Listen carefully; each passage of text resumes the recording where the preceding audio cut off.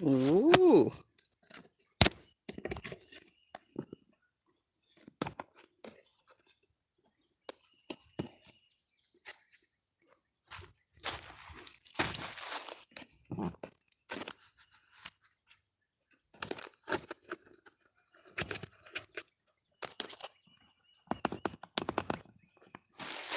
All right, let's see how that worked.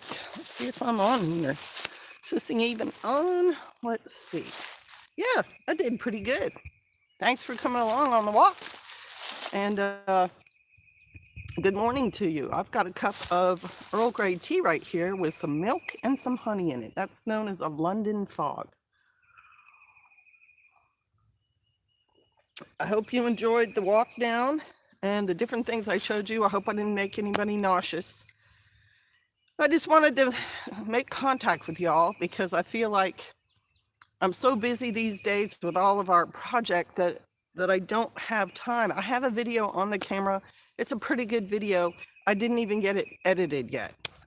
Between that and other spring activities, the feast and everything, I just haven't gotten around to it. So this is a way to kind of say, howdy, how's everyone doing? And then let me see if I can read these. I'll have to bring you guys a little bit closer, I think. Let's see. Yeah, that's really close, isn't it? Woo! Hey now. There we go. Earl Grey, hang on, is my absolute favorite tea. Mine too. 1,600 hours here. Just planted another 30 seed potatoes, says Norm Holland. Excellent. Yeah, we've planted a lot more potatoes this year than we did last year. And we haven't even started on our actual quote unquote, potato bed, which is, I don't know, maybe 6 by 8, but last year it gave us a pretty good amount of potatoes. Our concern, our challenge, whatever, for our potatoes is keeping them cool and dry because we're in a hot, wet climate, and a lot of our potatoes last year got some sort of black rot in them. So that will be our challenge, but the potato plants that we have are up and growing and quite healthy and happy. All right, let's see what else you guys are saying. Earl Grey for the win, says Aid. Yeah, and you know, Aid, I made not a bad cup of coffee this morning with just the milk and the honey. And I think I know what the secret might be to making it even smoother than it already is. And there's a shalom from Mrs. Lovely Dudley and a morning from Shelley W. Mrs. Lovely Dudley, I think I may be seeing you soon. And if I do, I think I might have a little gift for you. Don't get overexcited. It won't be, won't be a diamond ring or anything like that.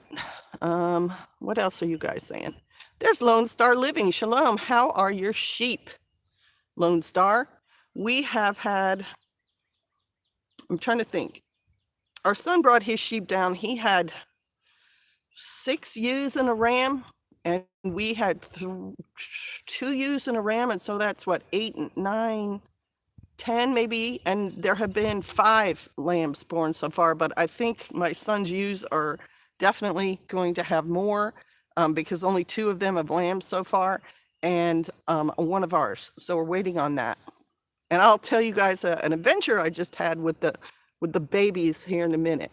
There's Soapy Acres. We have our seeds started and waiting for May long weekend to plant. And Soapy Acres, it's awesome that you've got them started, because I know you couldn't plant a lot of things now. It could get cold, could get snowy, but it's smart that you got them started. Yes, I can't wait to see you. The gift is enough. That's gift enough. Aw, it is always a nice thing to see you and do the little sisterly, let's give each other a hug and let's catch up on all the news. How was everyone's Passover? I know ours was a little different this year because of the COVID. We didn't, after infecting part of my family at a family event, that was a really cool event. I did not want to infect anybody else if I could help it. So we quarantined a good 2 weeks. And now what this is allergies. We got a lot of pollen in the air, a lot of nose running. So how was your all's Passovers? I guess I'm waiting for your electronic responses to come over the internet waves. And because I can't see any. Oh, wait. Passover was great, says Soapy Acres. Was pretty cold, though. Were you able to do it with anybody else? I know my son is getting really excited because more Israelites are starting to come out of her into his area, which is kind of remote. And so he's been, like, he did first fruits with one group, and then there's another group coming up next week, and they're going to do something together. And he has to travel a bit for the fellowship, but he really, really enjoys the fact that there's more believers out there. No, we don't have anyone else here. Aw, I'm sorry. It's still a neat holiday. It's still if you do it the way the book says to do it, understanding it's a memorial and not the actual event, which did happen, 2,000 plus years ago. If you just eat the matzah, have the bitter herb, and have a bit of roasted lamb, and you watch all night, because it is a night of watches, and with the thought process that in the morning you are going to start a really long journey and probably never come back. It's an interesting experience. And when you go on your journey, you're going following Yahweh, and he's leading you somewhere. So you don't even need to worry about where you came from. Although the Israelites did complain and say, why did you bring us out in the desert to starve us and to dehydrate us? And oh, for the leeks and cucumbers of Egypt. Let's see what else. Passover was excellent. Had such a blessed time with my family. Just us, though. Only one other couple close to me that keep the Moedim. That's an interesting thing, too, y'all, because believe it or not, we did ours alone. Like, because we were quarantining in our house, we didn't fellowship with anybody else. But our congregation did it together and kept the night of watches, which is, stay up all night. When you're 20, it's really easy to stay up all night. But when you're getting older, it's a little bit harder to do. I stayed up all that night too, and was I woozy in the morning. But a lot of people we know for reasons also did Passover at home, and I think there could be some significance to that. So if you did it alone, there's nothing wrong with that. Hello, Sister Kate. Finally received your book, but haven't had quiet time to read it yet, said the lamp keeper. Well, good. I'm glad that at least Debarim got him out. I do have news about that, and pastor said, like, you need to stop talking about that stuff right now. You're going to make everybody tired of hearing it. But I don't think the people who would like to order it are tired of hearing how it's going about, because we're experiencing this together. It's not like I know what I'm doing. And the person, Sarah Williams from Debarim, she published her own children's book right before she published my book, and that's it. That's the extent of her as her own publishing entity. She does have experience going through another company, and they did a terrible job with her. So it's not available on Amazon because we're in the process of getting those photo things sorted out. And she sent me the book with photos, and then I went through it and I made some corrections and suggestions and sent them back to her. And so once we have decided on the look, and guys, the photos are not like photos of me or things like that. It's photos in general for the book. Once we have them sorted out, it will go back to the printer and then soon be available everywhere it's available. So just be patient, y'all. Just hold on a little bit longer. And for those of you who got it, I really would love to hear what you think. And if you think it's awesome, then yes, say it's awesome. But if you thought it was going to be something else, or were hoping for something else, let me know that too, because I could write another one, right? Based on the input I get. So, yeah. And Lamp Keeper, I know you're busy too. She said, no, we're excited for you. Publishing a book is a huge accomplishment. We want to celebrate your joy with you. Well, that's what I want to share with you guys too. It's just, if you've been on my channel, and some of you have, for 10 years, I would think it would feel kind of like an accomplishment, like, wow, we've been through a lot together, and now some of that is going into wisdom for some other people to share. Shalom, Sister Kate. Hope you feel better soon. JJ Walker said, thank you very much. I'm pretty much recovered. I know I sound a little, but I think that's the allergy stuff. Soapy Acres, our son stayed up almost all night, right? If he, if you gave him his walking stick and his little go bag and had his feet shod, he's almost there, right? He's practicing for being a man with his own household. Let's see what else is going on there. Okay, yeah. Did you get 10 crew members take you up on the books from your community post? I didn't get to order one, and if have any still available, I'd love one. I did, Lone Star, and I'm sorry that I can't offer more, but the ones I bought for myself were to distribute, and so I offered up as many as I thought I could out of the 25, and the rest that I have, I'm kind of holding on to for instance. Let me let you guys know that I've contacted 2 podcasts, and I'm going to send each podcast a copy too, so they can read through it, and then when I go on the podcast, to be able to discuss it with those people. And I want to give one to someone like, someone who has their own channel, who I will see soon, and, things like that. So, my bad, but it will be available again, so don't give up hope. It could be as much as 6 more weeks. I'm not sure how long the printer will take once we give them the corrections, but it is going to be out, y'all. So thank you for your patience. I'll get it when it comes available again. Yes, brother, and I'll make a post then too. I mean, they call it marketing. I feel like it's tooting my own horn, but it's marketing. But let's get off the book. I wanted to I hoped you liked the intro. If you didn't see it, I haven't seen it either. Obviously, I just filmed it, but I think it might be kind of fun and interesting. And also, I wanted to hear about what you guys are doing right now. Obviously, there's a lot of gardeners here. There's a lot of people doing things for themselves. So I want to hear about what's going on with you. If you have critters, how are your critters doing? If you have a garden, what are you putting in the ground? What are you planning on putting in the ground? I actually, watched a reel about making sprouts from lentils. And lentils are something that has kind of come into our diet in the last year. And I really enjoy adding them. They're just such an easy thing to add, and they give you protein and they give you nutrition. Uh, Easy to, I mean, if you're boiling anything 15 minutes, if you're cooking like soup 15 minutes, they're going to soften.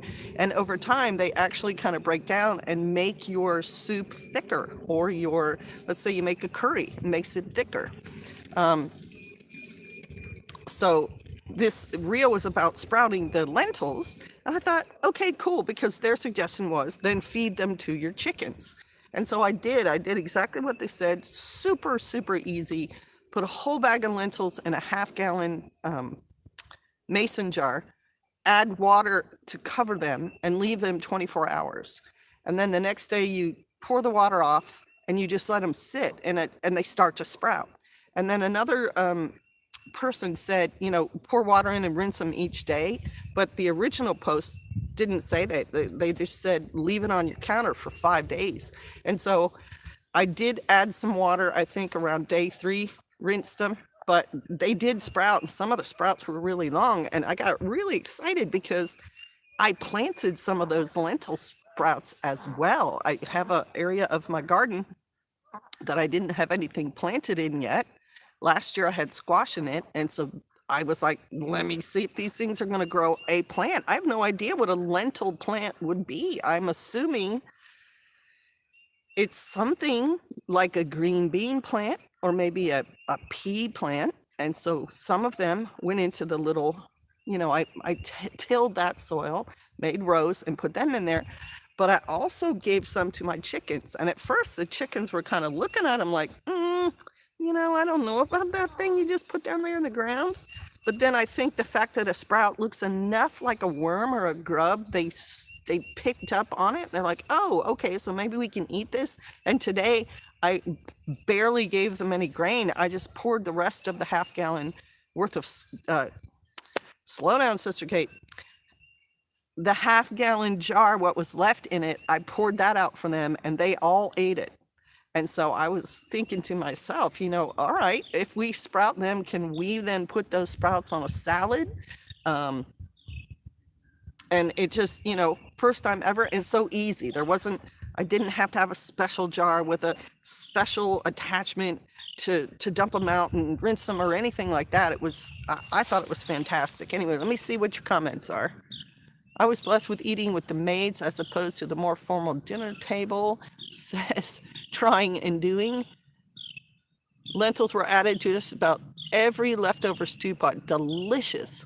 Were the lentils split, said Grace Akers. No, they were whole. They split as the sprout came out, but no, they were whole. Seed starting, planting potatoes this week, plus still moving stuff. Hang on. From our old house to the new house and downsizing. Yeah, that's a process. I don't know if you've put up any videos lately of your house, but you guys are making really awesome progress. I remember the video with the chimney and wood stove in it. And you have some sort of big dog, right? It's a Rottweiler. Do you have a Rottweiler? I was trying to think of the last time I saw. Come on now, I know some more others of you are doing some gardening. Uh-oh, I'm getting a phone call. Hang on a minute. Hello. There you go. Sorry, you guys. It was an important person, so I wanted to let them know that I was doing something. I didn't want to. Let's see your other answers. Nimi, SK. Hello, SK. Hope all is well, says Nimi. Everything is doing okay, Nimi. How are you? Welcome to the live stream. I don't think I've seen you on here before. TC of mine are Little Homestead. My lentils never sprouted, but my potatoes and peas are in, and the greenhouse is getting full of starts. That is awesome. And we're back, says Scotty John. A bit late, but here I are. And we're back, says Scotty John. A bit late, but here I are, says Diana Smith. Here you is. Right on. Oh, I am late. Shalom. Here you is. Right on. Oh, I am late. Shalom, said the Greek homestead. What time is it there, Greek homestead? I was just talking about sprouting lentils. I think one thing that probably made a difference is that our house stays a certain temperature, and I won't say it's warm. It was probably around 60 to 70 degrees. Maybe your house was too cold, too hot. Also, the jar just sat on my kitchen counter, so it gets some sunlight, but was not in full sun.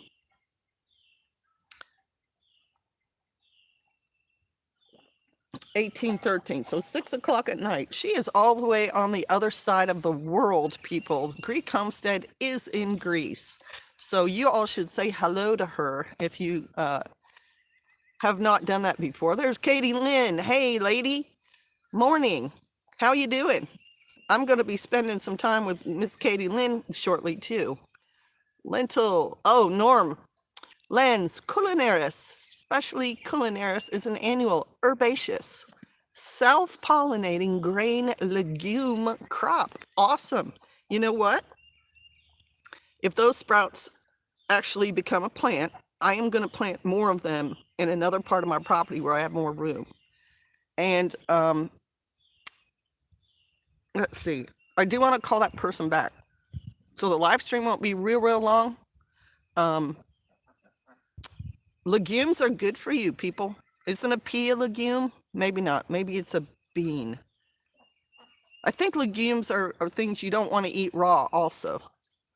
I started lettuce inside, but they're spindly, and I'm going to have to start over. Well, I don't know about that, Grace Acres. I would get them outside. Lettuce is pretty cold, hardy, and even if it's spindly, maybe you can eat the leaves or use it for feed for animals. My mini greenhouse that I keep in my house is full of plants, says Patty Sanchez. Can hardly wait to be able to plant them outside. That is awesome. I saw those mini greenhouses when they came out, and I thought, ooh, I want to get one. And then I'm like, but where I am, it'll probably get blown over and trashed. But my regular, well, do you all want to hear about my regular greenhouse? I feel like I'm talking a lot, and I want to hear from you guys. Morning, SK. All right. Say shalom to the Greek homestead, y'all. Come on now. She's in Greece. Doing good. Britt just had her baby boy this morning. Oh, mazel tov to you all. That's awesome. I hope everything went okay, and hopefully I'll hear the whole story about it soon. Yes. All right, lady. Looking forward to it. Just starting over, but we got some in the garden in. We'll build in the summer while things grow. I never do lentils. Nobody I know likes them. Oh, that's all right. No problem.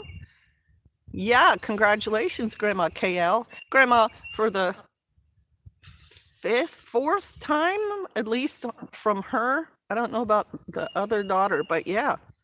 She's in the grandma race, and I think she's doing really well. She's catching up to the rest of us. Like I'm doing all kind of research, particularly for a children's book about Noah. Nice. Congratulations to Britt. Congratulations on the baby. Yeah. She, the Greek homestead lady, she recently broke her arm, poor thing. That makes homesteading rough.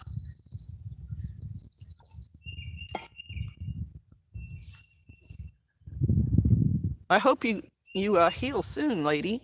Besides a big trip home, we are adding to our garden, hopefully a bit more. Good job. And be safe on your trip. You guys just made me remember something. Oh, yeah. Homestead Australia. I don't know if you guys have ever watched any of their videos, but Lynn and Wayne are the sweetest people and really rugged homesteaders in Australia. They have a beautiful piece of property, and she grows the most amazing gardens, gorgeous flowers. I think she especially likes to attract butterflies, and so she has pictures of that on her homesteadaustralia.com. They're also on Instagram. There's just, and such a spiritual couple, so sweet. I am also going to send them one of my books, just because I would like them to read it, and maybe if they like it, recommend it to friends and whatnot. But yeah, the first copies of the book sold in England, y'all. So it is already international. All right, off that topic, on to the others. Fourth grandbaby, third born at home in camp in the last 3 months. That's right, a whole bunch. And Katie Lynn is an attendant at those births with much experience. Thanks for catching that. My username changed for some reason, just changed it back to my name, Nicola. Nicola. So, Nicola, where are you from? Lentil flour is an option, said Norm Holland. That's a really good idea too, Norm. I had not thought of that. As long as you have a grinder, you can make flour. Sure. Hello, everyone. SK, I need at least 5 more weeks to be considered healed. Yeah, bones take like 6 weeks. I have a story about a broken bone, not my own. It was a while ago, and some friends who were in the congregation had some goats. I had given them some, and this one little baby goat, I don't know, probably a couple of months old, not tiny anymore, had been playing on a log and got its leg caught on the root part of the log as it leapt, and it broke its leg. And the particular family was not home at the time, but other congregants who lived nearby heard the goat, went over, saw it, and then contacted me and said, hey, we got this broken bone action going on here. What are we going to do? And so I went over there and examined the goat, and yeah, I don't know. Sorry if this is bringing back PTSD for you. You feel the bone, and there's a thing called crepitus, and it's the kind of crackly sensation of a broken bone, and this goat definitely had crepitus. Excuse me. And so we contacted the owners, and they asked, what's going on, and we said it's definitely broken. And I said, you got 3 options as far as I can see. We can put it out of its misery right now. I can try to set this bone, or we can take this goat to a vet. And with goats, they're not so expensive that spending $500 on them is an option for everybody. You can get them, fairly cheaply if you hit an auction at the right time, or if you have friends who breed them. And so they said, well, why don't we let you do what you can do for this goat? And so what we did was, the other people there held the goat still. And when you have a broken bone, the most important thing is that the bone ends come together, not push together, but come together in the correct alignment, and then the bones themselves will start to, heal and fill that gap up. And so what you do is you pull the broken part away from the break, and then just let it move back into position. And then once it's in position, you wrap that all up and put that splint over top so it doesn't move around, and the bone ends can make the healing happen. And so we did that for this goat with a stick as the splint, and duct tape wrapped around it. We did put something in between. I can't remember what we had out there. It might have even been a Walmart bag, to protect the, from the stick, because it's so rough. But once we had that padding in there and the stick on the goat's leg, we just wrapped the whole thing tightly in duct tape, and it did heal. It healed enough for that goat to do his business and start running around and things on it. And at 6 weeks, we cut everything off. Let's see what you guys are saying. Good morning, says NWA Prepper. So, yeah, you can do that with a human.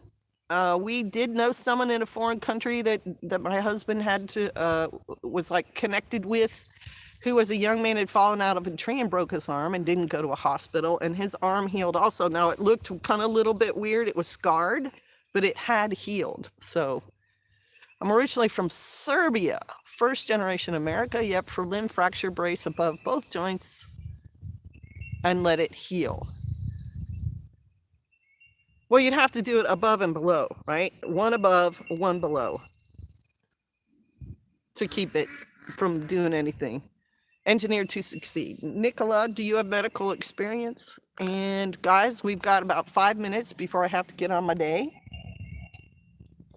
I've got to buy feed for my animals, and I've got to mail some books to people. Like I said, there's some individuals that these books are going to go out to. I have to check the mail for the people who sent me their addresses and their payments and whatever. So come on, tell me more about your garden. Does anybody have livestock?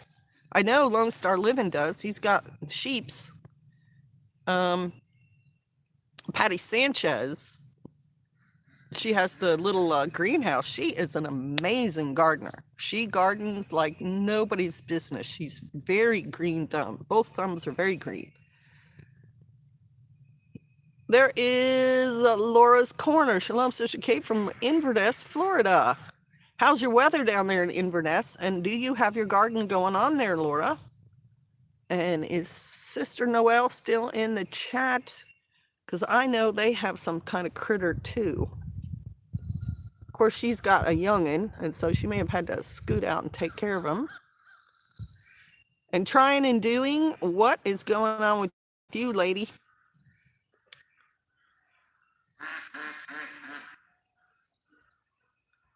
NWA Prepper, are you doing some planting also? He had some excellent photos of tomato plants and things he grew last year. We will be setting eggs in May. Me too. I'm gonna do the eggs. I've got a big event at the end of this month, beginning of next month. But after that, I've got so many eggs in the coop. I am definitely going to try again to incubate. And just so you all know, so you don't feel like you're failures, I put in some eggs last year and not one of them hatched. Things happened. I think the electricity was off for part of the time. I got the water wrong. So if you first you don't succeed, try again. Our strawberry and tomatoes are looking good so far. Excellent. Yeah, I've got a strawberry bed that, the strawberries about 4 years and so on. I didn't get like the baby starts and move them and so on. So it's a whole bed that I'm going to try to make my tomato bed this year. And I've already bought starts for Rutgers tomatoes, which are the ones that will all come ripe at the same time so you can can them. And I'm excited about that. She makes the best salsa too, said Katie Lynn. That's about Patty. Their area is too flooded trying and doing to do any gardening right now. Yeah, that'll make a difference. My potatoes are finally coming up. Need to get the rest of the garden planted. Engineered to succeed said. One thing I had to tell some people around here is you don't get any food unless you do the planting. Because people love to talk about their favorite vegetables and different techniques and everything, but if you don't actually plant seeds somewhere, nothing is coming up. So it's worth going through the effort. Are you back to Instagram? I am on there, Laura's Corner, as Sister Kate Shofar Mountain.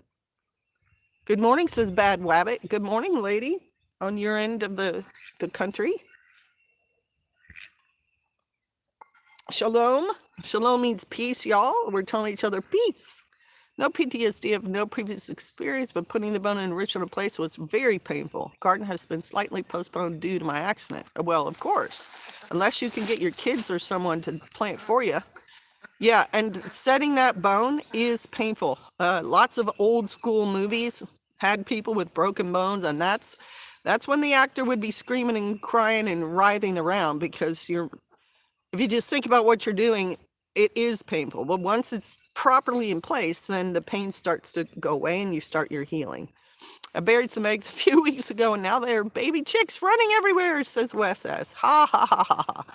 Right? That's the Easter idea. Some rabbits laying them eggs and hatching them chicks out. Tractor fixed. Might plow a bigger area for more beans, etc. We will plant where we will. Want to get chickens this summer. Right on.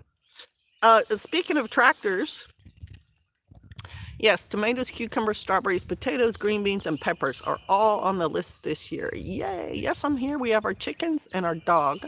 We're transporting them over soon to the property. I want to hear all about the property when I see you face to face. Do you still have that ram? I'm curious. No livestock of my own yet, but there are animal sanctuaries to volunteer locally and learn the things owners compensate us with ice cream. Hey, that is a deal. That is one of the best deals I've heard, and it's a smart move too, Nicola. We put in tomatoes, squash, peppers, and about to do potatoes. Excellent. And I heard you might have had a little bit of rain. I'm excited to get things going here. Little guy keeps me super busy though. Yeah, I believe that. That is your number one priority right there. You're growing that little human being, and he's sprouting up just like a weed. Too early for outside planting here. Can't plant outside till June 1st, but I'm ready for it, said Bad Wabbit. Right? I know that feeling because I used to live there. Our chickens are fine except at 4:30, cacophony from the roosters. Trying and doing. Right? I have 7 roosters. And I will tell you, there's a reason that I think people butcher birds, and 7 of them going off at once is just about enough. And I have like another 7 at another person's house, and we're supposed to do a joint culling and butchering, and it cannot come soon enough. They are just so much trouble once they get big, and I separate them out. Otherwise, my girls would be overworked, is a really nice way to say that. We've got our tractor and I love it. Oh yeah, I was going to tell you. Oh, Sugar passed away. I'm sorry. That's no fun. It happens though. It happens though. So I've got to tell you 2 quick stories, and then I'm gonna shut down the live stream. First one is yesterday we used Jack. I use Jack. I don't use Jack very often because it's a big machine and there's things about it you need to be careful.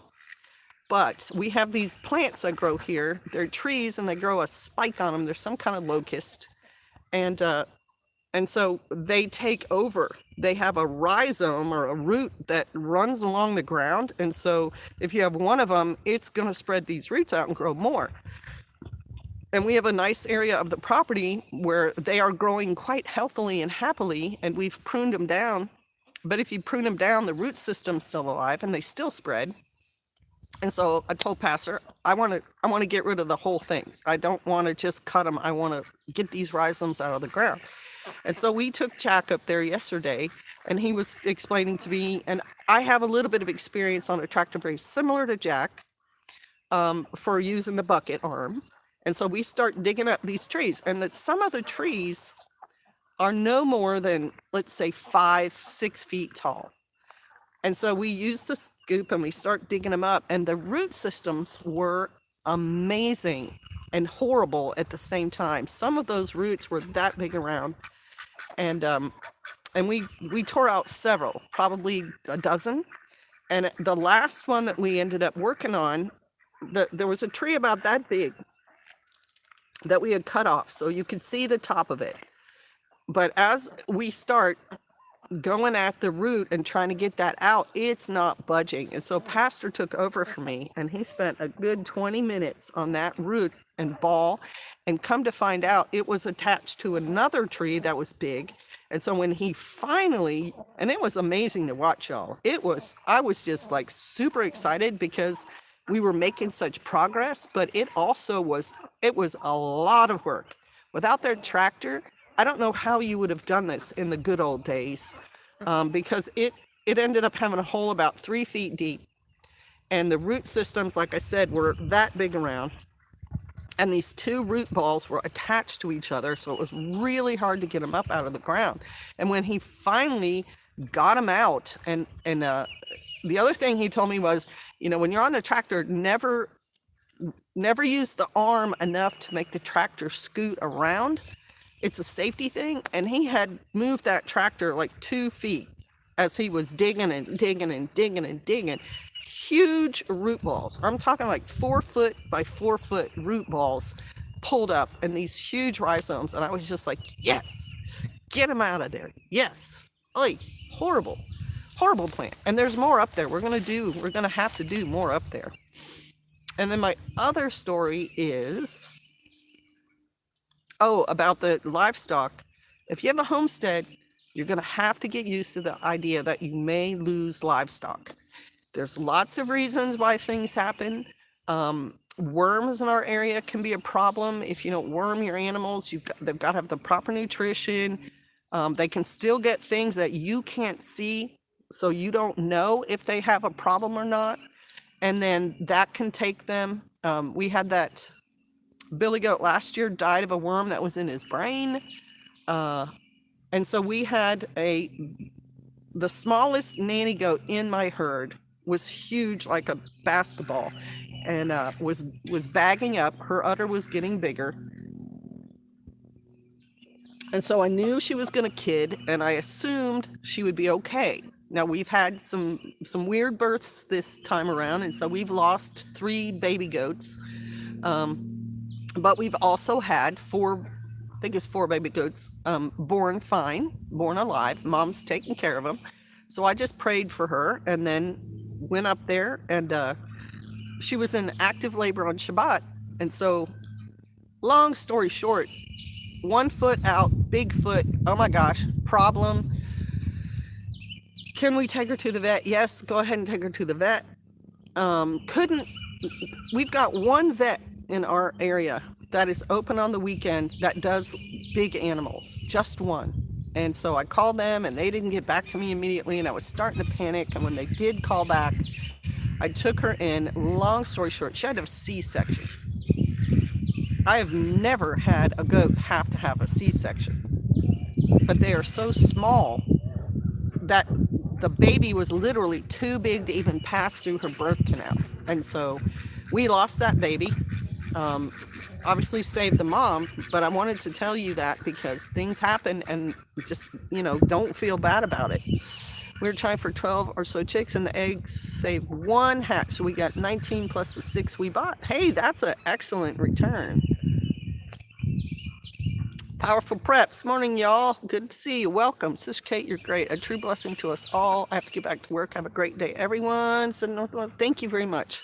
Osage orange? No, it's some kind of, honey locust, or, dynamite or a shovel and a lot of muscle, said Diane. Exactly. Or like 4 oxen. Do you have a backhoe on it? Yes, ma'am. Livestock is really good at just dropping dead, Soapy Acres said. And for some people, they describe sheep as just basically trying to die all the time. Although our meat sheep, have been doing really great. Got to get back to work. Have a wonderful day. Have a great day, engineered. The lack of vet care is real, says Shelby. All right, y'all. Thank you for coming to the live stream. Really appreciated seeing and hearing from everybody. I've got to go do my chores and things too. Bless y'all. And I will see you later. Get your gardening in there, folks. Now is the time. Or if you can't, good on you guys for starting plants. That is really a smart way. All right, y'all. Bless you. I'm going to head on out of here. Shalom, y'all. You're welcome. Shalom. Have a great day.